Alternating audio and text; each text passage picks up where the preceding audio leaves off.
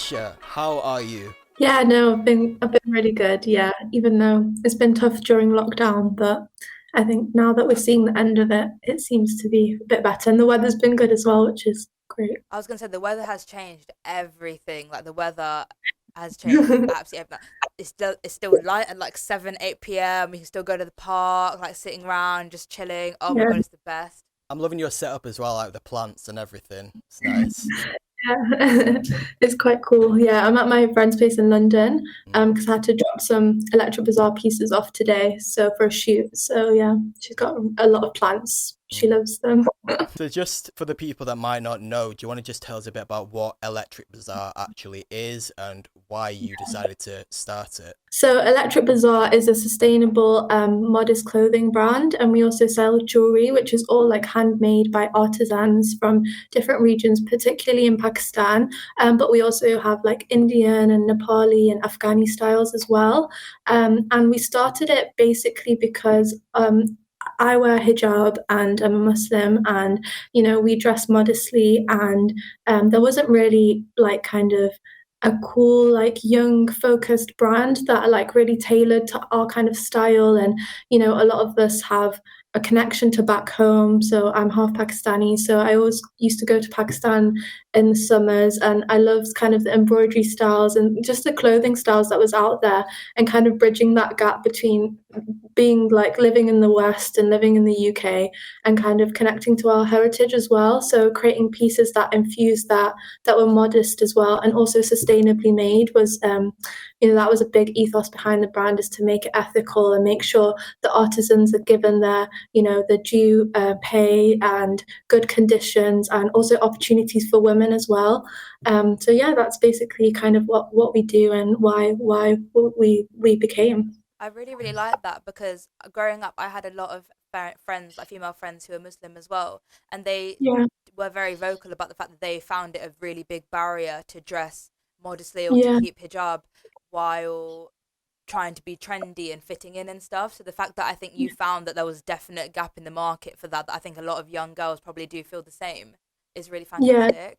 I think like now modest clothing has become more of like it's more of a trend, and there's a lot more options available. But before it was really difficult to like try and find those trendy pieces. So yeah, there was a definite gap when we started. Talking a bit about like the trendy nature of it, I've heard you talk about Electric Bazaar before, Yeah, and one thing that stood out to me was when you were talking about how much each piece actually means, because I think you've talked before about the embroidery styles, etc., and each piece is yeah, almost unique, and I think with a lot of appropriation of these styles, because I know you've also done the webinar on this issue as well. A lot of the time that design gets lost, but I know with you guys it is very much like each one has its own individual meaning, whether it's the embroidery style from the particular area it's from, or so do you feel like having, say, because I'm not sure actually, do you have multiple versions of the same piece, or is it each piece is unique? Yeah, so majority of our pieces is each piece is a one-off, because of the kind of different embroidery styles. Like we have like different patchworks that we integrate into the pieces, and they're just one-off pieces. Or for example, we get them hand block printed and things like that. And the ones that because we're trying to have more size options and stuff, so the ones that we kind of get designed in-house and things like that, we've created more pieces for each design, but majority are one-offs. Yeah. So they are all individual, and they in like we have hand embroidery, mirror work, hand block printing, all these kind of artisanal techniques that are getting lost because of mass production, and people just doing printing of these styles to kind of replicate them, but it's not really the same as the Mm. original process. So we're trying to keep those alive, basically. So do you find by doing that, do you really get to connect with the manufacturers and the designers themselves? Yeah, so we're very like small scale, and we always work with like local artisans, so local low income artisans, because a lot of the time in like back home in Pakistan, India, they don't really get recognition, and they don't get paid a lot. They get paid very poorly. So that's why these kind of crafts are slowly kind of dying out and being replaced by the mass produced stuff. So we really look for the kind of low income artisans and work with them really closely, which kind of makes it even more special when the final piece is made, because it goes through getting the fabrics that are all locally sourced and hand woven fabrics, then getting them block printed or embroidered, and then finally goes to our tailor, who's a woman that lives in Lahore, and she kind of works from home. She also teaches sewing to other women, and yeah, it's very much like a very small team, but it makes it a lot more personal, each piece. Definitely. And I was going to say, it sounds very like grassroots level, like very connected from beginning to end of the kind of supply chain. And almost in that Yeah. sense, you really know that it's very well ethically sourced. And I feel like a lot of these big brands are obviously trying to do the ethically sourced business, or go into, like, I don't know, recycled fashion and recycled garments and stuff like that, which is obviously great because that's them being like a lot more aware and socially aware, but they're not clear about how they're going about it. They're just kind of slapping the ethically sourced label on it, whereas like Yeah, when you definitely. explain that, you're like the entire chain of which that you go through to find your garments, find the textiles, and then bring them to yourselves and sell them on, obviously shows every step of the line of which how you have thought through and made that ethical. Yeah, definitely. And you see a lot of these big brands kind of hiding behind their supply chains, like Yes. when there's like a big scandal or, something about bit low wages or anything like this. They're like, oh, it's the supply chain. Like, we don't really know. If we know how each piece gets produced and we're like a small brand, I'm sure these big brands can be held accountable for those processes as well. But they choose to kind of hide away, I think, a Sure. lot of the time. Do you feel like these big brands are actual competition for you, or do you feel like what you're offering is so unique that people that are coming to you for that product aren't necessarily going to even consider these big brands? Because that's why you started in the first place, right? Was because they weren't doing it. Yeah, I guess like I wouldn't class it as competition, because what we're doing, like you said, is completely different. And that's fast fashion. They release collections every week, always updated the sites with new pieces. With us, like, one collection takes a whole process, and it's we release a few pieces each year, and it's just so much more complicated to just release collections and collections. So I think the whole ethos and what we're trying to promote is choosing well, buying less as well. So even though we're trying to sell our clothing, we're also kind of trying to promote more ethical and conscious consumerism within our audience as well. So like the designs we try and make them more timeless and stuff that you can literally cherish for the future and pass down and things like that, because of all the handicraft work that's gone into it. So yeah, I would say there are a lot of brands doing modest clothing now, and that is a competition, because I think that's always going to be there. People are always going to buy with the trends, but we're trying to promote, maybe choosing better, maybe not buying impulse buying. Like, I used to buy so many clothes from ASOS here, there, everywhere, because I love fashion, but then just kind of thinking about what are the process that goes behind that, like how are those clothes made, and that makes you more conscious the next time you decide to buy, or maybe research the brand beforehand and see, oh, what they're doing actually ethical, or they just, like you said, sticking that label on it without any accountability. Yeah, and when we say ASOS, by the way, we're not coming for ASOS, that's just an example of a fast fashion brand. But there's a lot of good brands on there as well. They host sustainable brands as well. ASOS Marketplace, like, it's kind of looking for those alternatives within what's already out there, I think. I know, obviously, your education, you did geography, and I think you did a master's as well, right? Yeah, Has in international development. Yeah, so it's quite related to sustainability and everything. So I was wondering, has that been more of an inspiration and a help for you, or do you think it's more your actual, obviously, like you said, you're a Pakistani woman who wears a hijab, you wear these items of clothing. Do you think it's been more of like a personal thing, or has it been more, oh, I'm studying this stuff all about sustainability and I want to do that? No, I think it's definitely more my heritage and being close to that since a young age that inspired me to do this. But of course, like my studies have informed certain aspects, so I might have a better understanding of sustainability because I've studied it all throughout my degrees. But definitely, it's just going to Pakistan every year since I was young, seeing these processes up close because in Pakistan, it's very common to get your clothes tailor made, design them yourselves, picking out every aspect of what your final piece is going to look like. So, being involved in those processes, seeing the women sewing, seeing the handicrafts in action really made me appreciate that and say, if this was, someone in the West, they would have their own studio, they would be like very revered. And I think to see kind of how low their status is there, I really wanted to kind of help uplift those really, really talented and skilled artisans that are there. So, yeah, I think it's definitely more my connection to the culture and appreciation of that, which led me along this path. But I think studies really helped kind of consolidate that for sure. Has COVID, this is going to sound like a stupid question, but how, I'm not going to say has COVID affected you, but how has COVID affected your business? It's definitely been a bit difficult and challenging because, of course, we can't do in-person events, and we used to do a lot of pop-ups and market stalls. And I think we were there when we had our fashion show at the Yeah, Whitworth. So, like all these events, like create like a big buzz, and people get to see your products in person and buy and things like that. So, not having that has been a bit more challenging in terms of the selling aspect. But we have been seeing a little bit of a pick off up in online orders because I think people are shopping and looking more online now.